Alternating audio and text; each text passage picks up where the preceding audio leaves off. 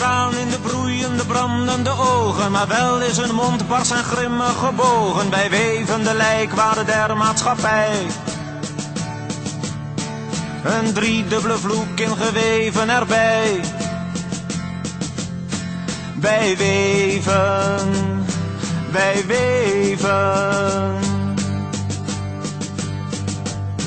Eén vloek na die God met zijn potdove oren, die nooit ons naïeve gebed schijnt te horen. Vergeefs ons geduld, onze hoop op die God.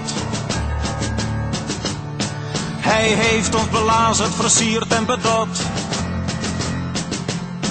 Wij weven, wij weven.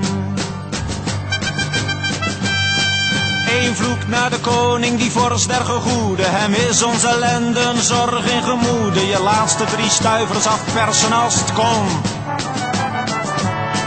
En dan maar als slachtvee voor het vuurpeloton.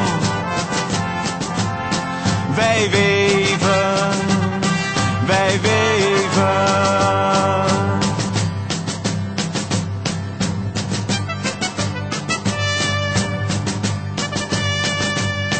Eén vloek naar het vaderland, als het zo mag heten, waar leugen en bedrog zich als schimmel in vreten, waar iedere bloem wordt geknakt voor zijn tijd. Het is rottende drek waar worm in gedijt.